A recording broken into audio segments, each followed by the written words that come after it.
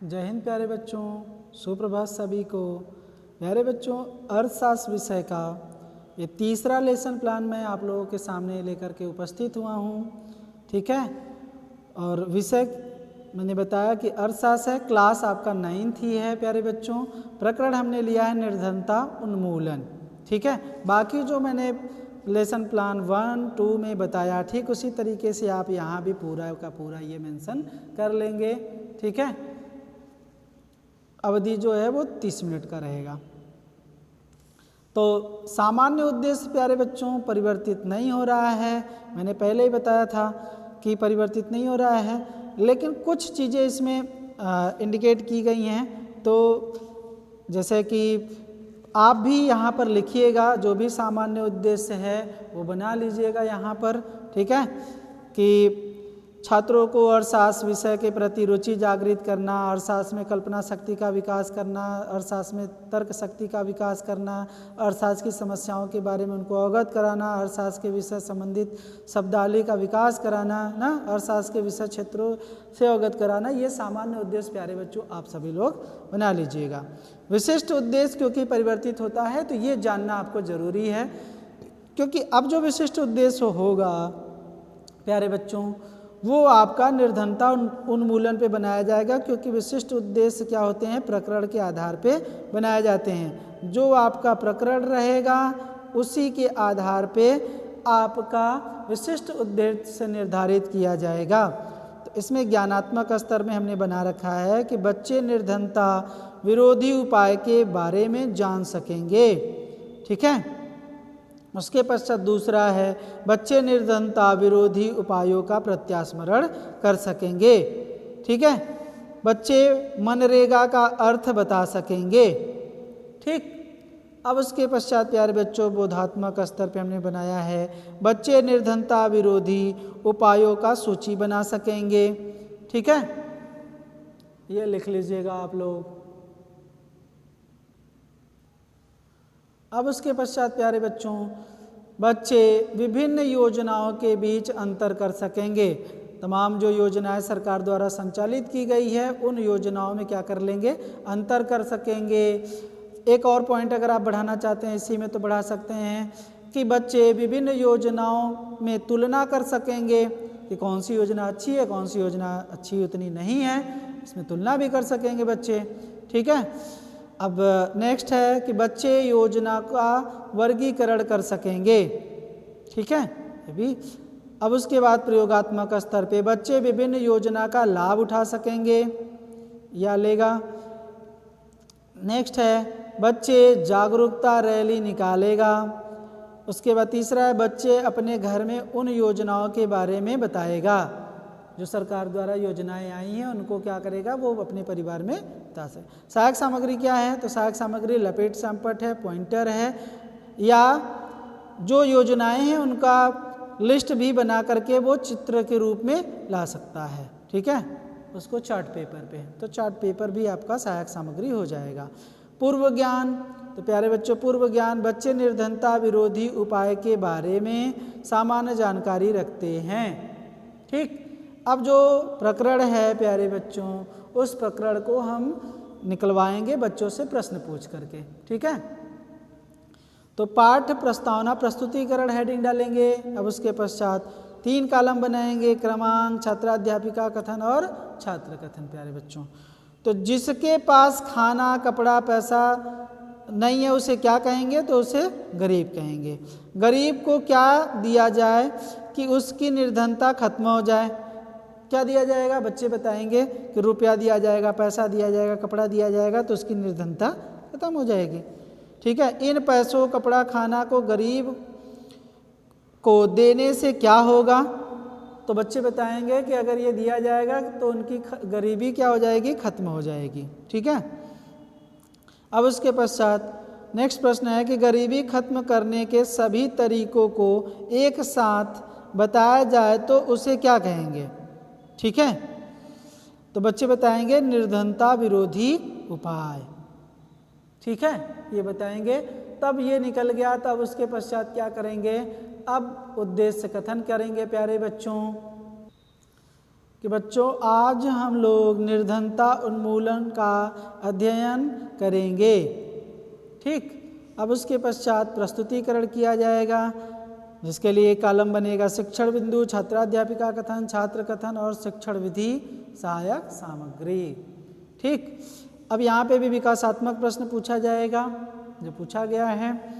निर्धनता उन्मूलन से आप क्या समझते हैं? बच्चे मौन हो रहेंगे, निरुत्तर रहेंगे। ये विधि कौन सी है? तो प्रश्नीकरण विधि है। अब जब बच्चे निरुत्तर हो जाते हैं तब हम बच्चों को बताएंगे कि निर्धनता उन्मूलन क्या है। ठीक, तो निर्धनता उन्मूलन से तात्पर्य निर्धनता में कमी करना। ठीक है, यह प्रत्यक्ष या अप्रत्यक्ष दोनों प्रकार से किया जा सकता है। भारत सरकार की वर्तमान निर्धनता विरोधी रणनीतियों या रणनीति दो प्रकार पर आश्रित है। पहला जो है आर्थिक समृद्धि को प्रोत्साहन, दूसरा है लक्षित निर्धनता या निरोधी कार्यक्रम। जब ये आप बताएंगे तो बच्चे क्या करेंगे? ध्यानपूर्वक सुनेंगे। किस विधि का प्रयोग कर रहे हैं? तो हम लोग व्याख्यान विधि का प्रयोग कर रहे हैं। अब यहाँ जो हमने बताया, अब बच्चों से बोध प्रश्न पूछ लेंगे कि निर्धनता उन्मूलन से क्या तात्पर्य है। बच्चे बताएंगे गरीबी खत्म करना। विधि कौन सी है? तो ये है प्यारे बच्चों प्रश्नीकरण विधि। अब जब बच्चों से प्रश्न पूछ रहे हैं, छात्र उत्तर दे रहे हैं, छात्र कथन में लिखा गया ना, तो छात्रों को प्रतिपुष्टि प्रदान करना बहुत ज़रूरी होता है। तो यहाँ पे आप उनको फीडबैक देंगे, ठीक है, अच्छा है, बहुत अच्छा है। जिस आधार पर प्रश्न है उसी तरीके का हम बच्चों को फीडबैक भी प्रदान करते हैं। ठीक, अब उसके पश्चात हम दूसरी व्याख्या देंगे, प्रमुख योजनाएं कौन कौन सी हैं। ठीक है, तो यहाँ लिखा जाएगा व्याख्यान, क्योंकि हम व्याख्यान स्टार्ट कर रहे हैं तो यहाँ लिखा जाएगा व्याख्यान। ठीक है, तो भारत सरकार ने निर्धनता उन्मूलन हेतु कुछ योजनाएं चलाई हैं। इनमें कुछ इस प्रकार हैं। ठीक, पहला है, अब जब ये बता रहे हैं ना तो बच्चे क्या करेंगे? छात्र ध्यानपूर्वक सुनेंगे। और विधि कौन सी है? तो व्याख्यान विधि है। सुन रहे हैं बच्चे जो आप बता रहे हैं। तो महात्मा गांधी राष्ट्रीय ग्रामीण रोजगार अधिनियम 2005, जिसको हम लोग मनरेगा के नाम से जानते हैं। मनरेगा का जो प्रमुख उद्देश्य होता है ग्रामीण क्षेत्रों में आजीविका को, ये पूरा बताएंगे। ठीक है, उसके आगे व्याख्या कंटिन्यू देंगे। आजीविका को सुनिश्चित करने प्रत्येक घर के लिए मजदूरी रोजगार कम से कम 100 दिनों के लिए उपलब्ध कराना। ठीक, ये पहला हमने जो लिया था कि मनरेगा क्या होता है उसके बारे में हमने बताया।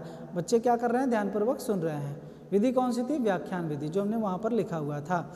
दूसरा चीज़ बता रहे हैं बच्चों को कि प्रधानमंत्री रोजगार योजना क्या योजना है, इसके बारे में बच्चों को बताएंगे। को वर्ष 1993 में शुरू किया गया, जिसका उद्देश्य ग्रामीण क्षेत्रों व छोटे शहरों में शिक्षित बेरोजगारों के लिए रोजगार अवसर प्रदान करना है। छात्र क्या कर रहे हैं? ध्यानपूर्वक सुन रहे हैं। विधि क्या है? तो वही व्याख्यान विधि है, यहाँ पर लिखिएगा। तीसरी बात हम बता रहे हैं बच्चों को, ग्रामीण रोजगार सृजन योजना या कार्यक्रम 1995 में चलाया गया। तो हम लिखेंगे कि इसकी शुरुआत 1995 में किया गया। इसका प्रमुख उद्देश्य छोटे शहरों व ग्रामीण क्षेत्रों में स्वरोजगार के नवीनतम अवसर उपलब्ध कराना है। चौथा है प्रधानमंत्री ग्रामोदय योजना, 2000 में चला था। इसके बारे में भी बच्चों को अवगत कराएंगे। लिखना देखिए बहुत ज़्यादा, थोड़ा बहुत लिख सकते हैं इसके बारे में भी।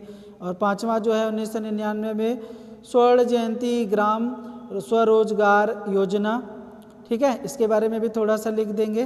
बच्चे ने थोड़ा सा लिखा नहीं है, इसके बारे में लिखिए और बच्चों को बताइए। इसके बाद जब व्याख्या दे लेंगे तब क्या करेंगे? यहाँ बच्चों से बोध प्रश्न पूछेंगे। ठीक है, बीच बीच में सैंपट कार्य, देखिए लिखने के लिए मैं बता रहा हूँ, आप जब वहाँ पे करेंगे ना तो सैंपट कार्य भी बीच बीच में करेंगे। तो इस तरीके से लिख दिया गया। अब लिखना है। फिर उसके बाद बोध प्रश्न, मनरेगा कब शुरू हुआ? बच्चे बताएंगे कि 2005 में शुरू हुआ था। विधि कौन सी है? प्रश्नीकरण विधि है। ये देख लीजिए, प्रश्नीकरण विधि। प्रधानमंत्री रोजगार योजना का उद्देश्य क्या है? बच्चे बताएंगे कि शिक्षित रोजगारों को रोजगार मिला, शिक्षित बेरोजगारों को रोजगार देना। ठीक, अब उसके पश्चात प्यारे बच्चों जैसे मैंने बताया था कि अब यहाँ पर श्यामपट्ट सारांश आप लिखेंगे। जो मुख्यतः योजनाएं हैं आप श्यामपट्ट सारांश में उन योजनाओं का नाम लिख सकते हैं, किस सन में आया था वो भी लिख सकते हैं, ताकि बच्चों अपने कॉपी में उसको लिख सकें। तो श्यामपट्ट सारांश लिखना जरूरी है, इस बच्चे ने नहीं लिखा हुआ है। ठीक है, उसके पश्चात हम क्या करेंगे, मूल्यांकन प्रश्न पूछ लेंगे। मूल्यांकन प्रश्न, ये मूल्यांकन प्रश्न पूछा गया है। प्रधानमंत्री रोजगार योजना 1995 में शुरू की गई, सत्य है कि असत्य बच्चों से पूछा जाएगा, बच्चे बताएंगे। निर्धनता उन्मूलन की प्रमुख या कह लीजिए कुछ योजनाएं बताइए, बच्चे बताएंगे जो योजनाएं बताई गई हैं। स्वर्ण जयंती ग्राम स्वरोजगार योजना ... में शुरू की गई, बच्चे ध्यानपूर्वक सुने रहेंगे तो इसको बताएंगे कि कब शुरू की गई है। ठीक है, तो इस तरीके से प्यारे बच्चों आप लोगों को लिखना है। मैं हाथ हटा ले रहा हूँ ताकि आप सब लोग आसानी से इसको लिख सकें। अब उसके पश्चात प्यारे बच्चों निरीक्षण कार्य करेंगे, जो दूसरे पेज पे था उसको हम लिखेंगे प्यारे बच्चों कि छात्रा अध्यापक द्वारा घूम घूम कर के निरीक्षण कार्य किया गया, जब बच्चे अपने कॉपी पे या फिर नोट्स बुक पे लेखन कार्य कर रहे थे। ठीक है, तब ये निरीक्षण कार्य किया जाएगा। अब गृह कार्य लिखेंगे प्यारे बच्चों, निर्धनता उन्मूलन की परिभाषा लिख करके आना। सुमेलित ये प्रश्न बनाया गया है, इसके में देखिए खंड ए और बी दिया गया है, बच्चे घर से इसको क्या करेंगे, मिलान करके लेके आएंगे। ठीक, निरीक्षण कार्य देखिए यहाँ पे लिख दिया गया है, जो कि गृह कार्य से पहले रहेगा। ठीक है, तो ये गृह कार्य हो गया। उसके बाद पर्यवेक्षक हस्ताक्षर समालोचना। तो प्यारे बच्चों इस तरीके से आप लोगों को क्या करना है, आप लोगों को पाठ योजना का निर्माण करना है। ठीक है, तो आसानी तरीके से आप लोग पाठ योजना का निर्माण कर सकते हैं। ठीक, धन्यवाद प्यारे बच्चों।